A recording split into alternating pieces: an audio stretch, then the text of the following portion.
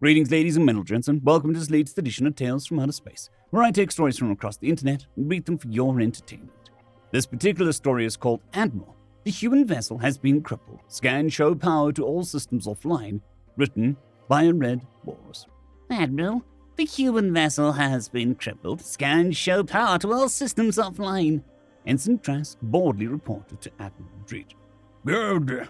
Maintain position until scans show all life signs terminated, the Admiral replied.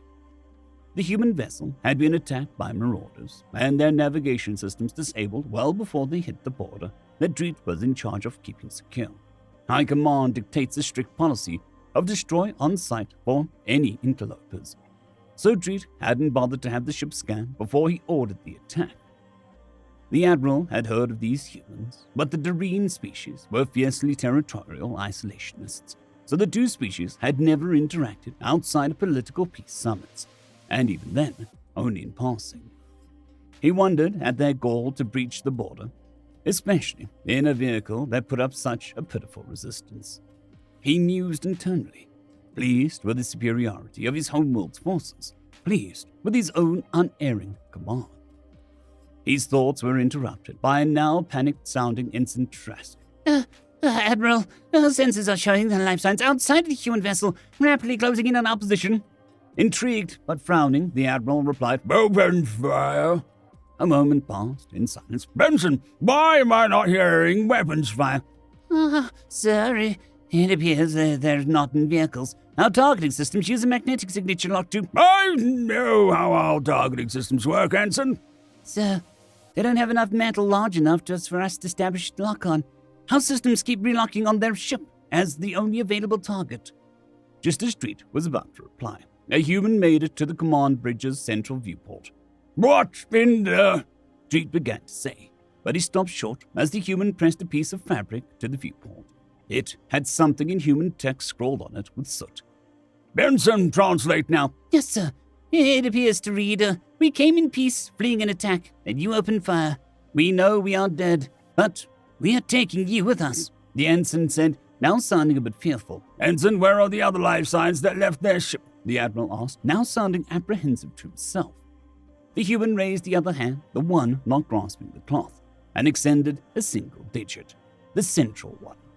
Then they flipped the cloth over, and Dreed could just make out a lump of white clay with wires and a little red light on it. Then the human smiled, closed his eyes, and appeared to give up. Explosions rocked the rear of Dreed's battlecruiser. Alarms began blaring. "Benson!" Damage reports on all levels, sir. Our engines and reactors are non-responsive, and communications with engineering is nothing but static. More explosions, this time much closer sounding. "How did they get through our shields?" the Admiral all but shrieked. Sir, they're just like the targeting systems. Our shields work off magnetism. They didn't have anything metal to be repelled. The ensign squealed in nearly downright panic. It was then that Dreed noticed the little red light in a lump of white clay had started flashing much faster now. Then it turned a solid green, and Dreed understood the human's message.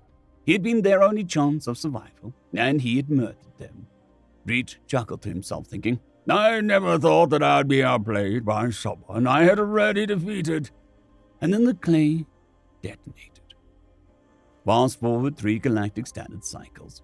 The battlecruiser's flight log had recorded every detail of the incident, even down to the lettering on the cloth. After it had been recovered and studied, High Command issued a new border policy. Destroy interlopers on sight, unless they are human vessels or escorted by human vessels. They had learned their lesson. Humanity can be kind to all, but give them nothing to lose, and they'll be sure to show you what you have to lose.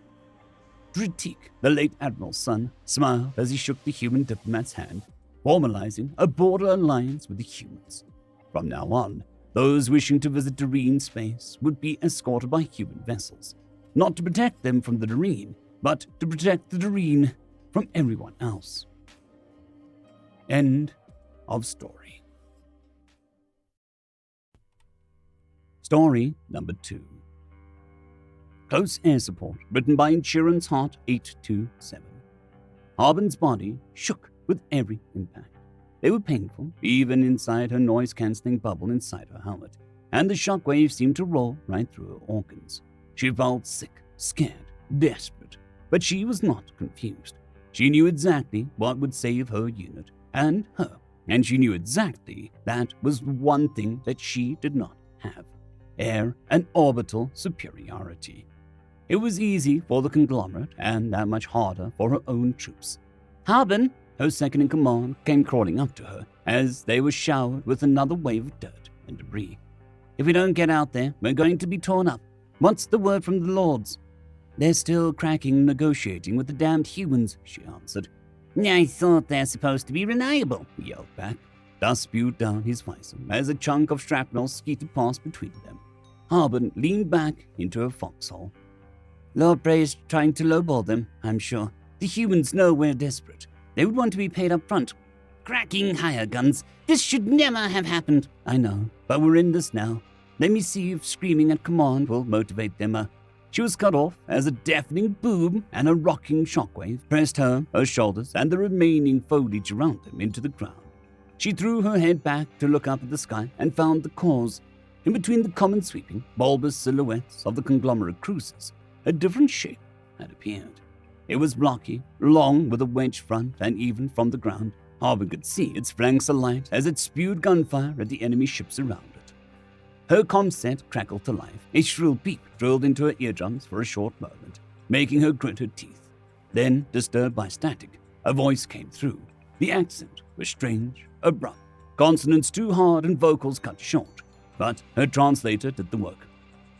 All Garunian forces currently planet-side. This is RS Aaron Shoot. We have established low orbit. CAS ready for tasking. Harbin didn't know how one ship had been able to breach the blockade, or how they would be able to hold their position against the conglomerate fleet, but she didn't care. She also decided to not give a damn about the chain of command and opened her transmitter to answer. This is Captain Harbin of the Garunian Defense Forces. My platoon is currently suppressed by heavy fire from conglomerate Vidare. Requesting support, air, orbital, anything. There was a short pause until she heard another beep, and her comset switched channels seemingly by itself. A different voice came through, even though the accent was the same. They sounded bored. Captain Harbin, we have 2 more requests in your area. Your support request is queued. Estimated waiting time is 240 seconds. Please stand by. 4 minutes. That was better than nothing. She leaned back and glanced upwards again, just in time to see a conglomerate carrier break apart under a barrage of white missile trails. The conglomerate's laser beams, meanwhile, left no visible damage, and occasionally just dispersed on the Aaron Shoop's hull in rainbow-colored arcs. Captain, you have moved up in the queue, the bored voice came back through her headphones. Ground attack craft is en route to your position. Please coordinate your strike directly with the unit. I will connect you with the pilot now.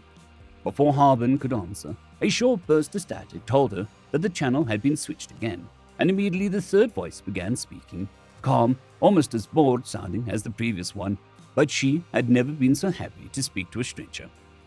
Captain, this is November 24, entering your AO in approximately 30 seconds. What do you need me to do? It took Harbin a moment to shake off her confusion about the quick succession of events, as well as the conversation partners. But she caught herself quickly. November, we have approximately 6 to 8 conglomerate Vidari pinning us down. My position bearing 122. She turned to her second and gestured for a distance estimate. She just hoped that the translator would convert the units of measurement correctly. He held up his hands for her to see, 2 outstretched fingers. Approximately 2 kilometers from our position, on the mountain ridge. Define term Vidare, Captain. She cursed. Vidare was a proper noun with no actual translation. Armored, tank. They're tanks, artillery? She hurriedly tried to clarify. Turn tanks into coffins, understood, Captain. November confirmed, and even though Harbin couldn't be sure, she thought she noticed a smidge of predatory excitement in the pilot's flat tone.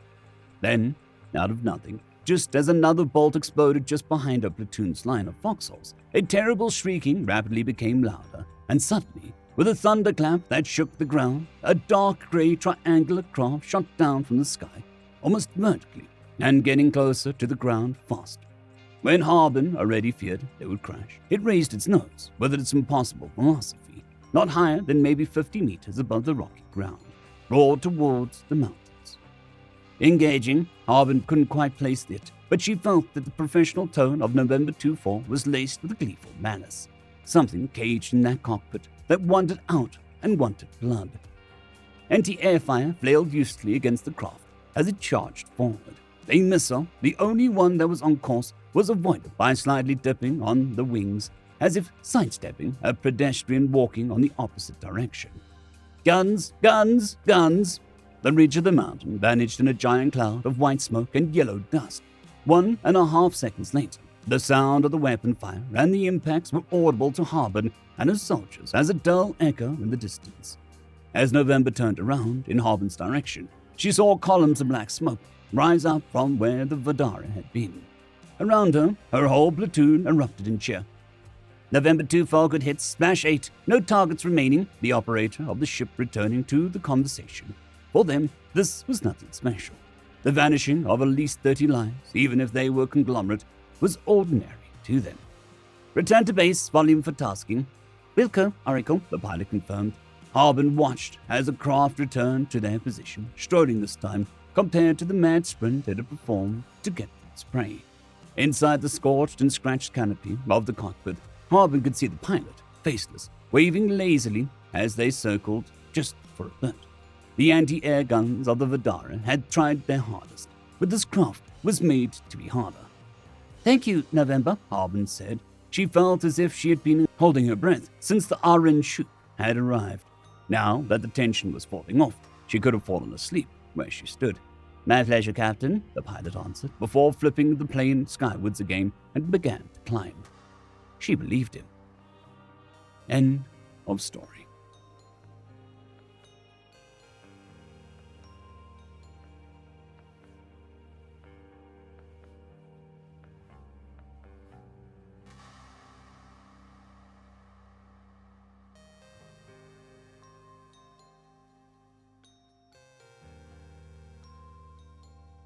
I'd quickly like to thank the T5 peeps: Cold War Boomerwaffen, Severin Cerberus, Bushmaster 177, Henry the Red, Caspar Arnholtz, Cold War Boomerwaffen, Elijah Silvercross, Dragzoon WRE, and Severin Cerberus. Thank you very much.